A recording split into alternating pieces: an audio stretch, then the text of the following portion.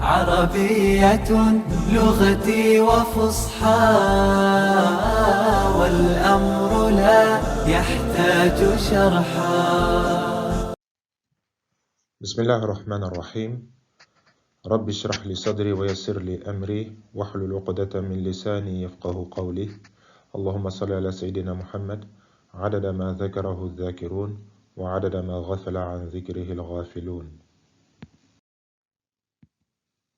Dans la vidéo du jour, après avoir traité du type et du genre, nous allons voir la quatrième propriété du ism, à savoir le statut.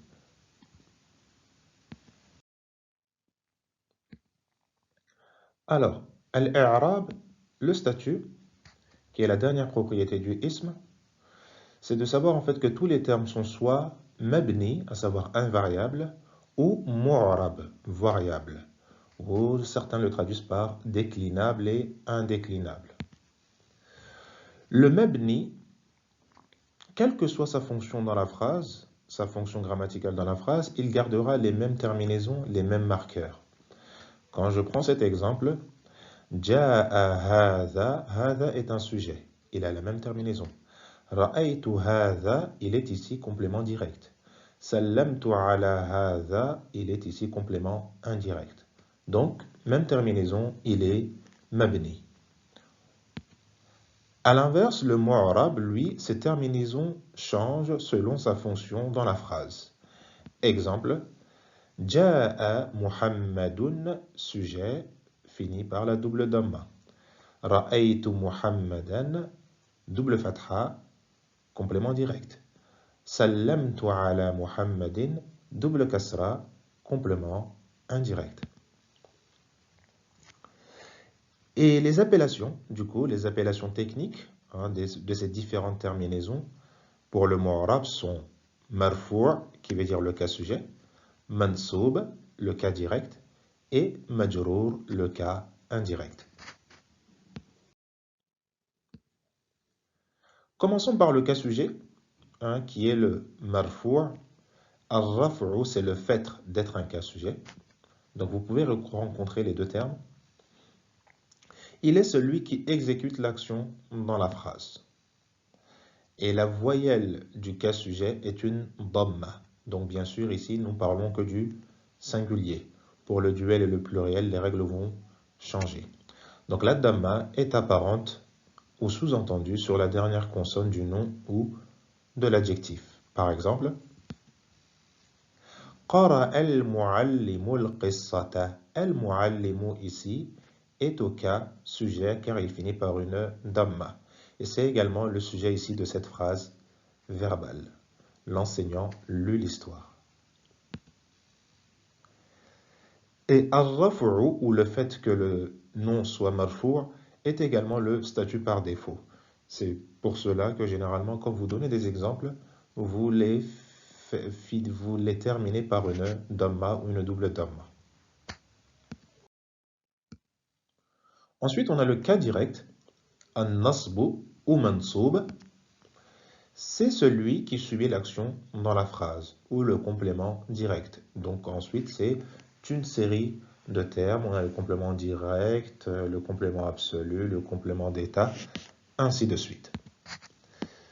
Et la voyelle ici est une fatha, apparente ou sous-entendue sur la dernière consonne. Exemple. Qara al-muallimu al-qissata, en reprenant la même phrase de tout à l'heure. Cette fois-ci, al-qissata finit par une fatha, donc c'est il est au cas direct, il est mansoub, et c'est notre complément d'objet direct ici dans cette phrase verbale. Et enfin, on a le cas indirect, al-jarru ou majrour. Là, cette fois-ci, c'est le complément indirect. Il est situé après une particule, donc là sous-entendu en arabe, de ou du, hein, le roi de la forêt, le roi de la jungle, le serviteur de Dieu, ou après une préposition. Mais bien sûr, il y a bien d'autres cas. Et la voyelle ici est une kasra apparente ou sous-entendue sur la dernière lettre du nom. Par exemple, Malikul Ghabati, donc le roi de la forêt.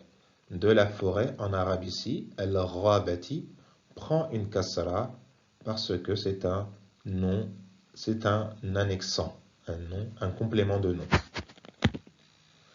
Al-Muallimu fil qismi, ici, Al-Qismi prend une kasra parce qu'il est précédé d'une préposition qui est fi. Donc voilà pour les deux exemples. Finissons par un petit exercice. C'est le fait de repérer, de définir le i'rab, le statut de chaque nom qui va apparaître dans les phrases suivantes. Et de dire si le nom est mabni ou l'un des trois cas, marfou', mansoub, majrour, bien sûr en arabe. Première phrase. At-talibu al-jadidu muslimun. Wat-talibatu al-jadidatu mu'minatun. Donc, en une minute, vous avez certainement repéré, hein, les terminaisons ici sont apparentes. On voit que les 6 termes finissent tous par une dhamma ou une double dhamma. Donc, les termes sont ici tous très bien marfoua. Ensuite, Muhammadun imamun yusalli fil masjidil kabiri. Donc, comme vu précédemment, Muhammadun imamun, ici les deux termes sont marfoua. Yusalli, donc, pour le moment, on va dire marfoua, même si on ne sait pas trop pourquoi. Fi et mabni. Fi aura toujours la même apparence, peu importe son emplacement dans la phrase. Al-masjidi, al-kabiri, ces deux finissent par une kasra, donc ils sont tous les deux majrour. أكتب الدرس الأول على السبورة الصغيرة. أكتب est مرفوع. الدرس الأول فتحة, donc les deux sont منصوب. على est مبني. السبورة الصغيرة sont مجرور. المعلم الطويل جالس أمام الطلاب الجدد.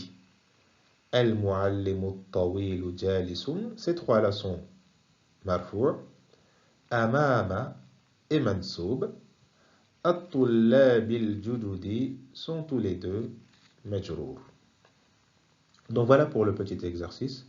N'hésitez pas à poser vos questions dans les commentaires et merci d'avoir suivi cette vidéo explicative. Wassalamu alaikum wa rahmatullahi wa barakatuhu.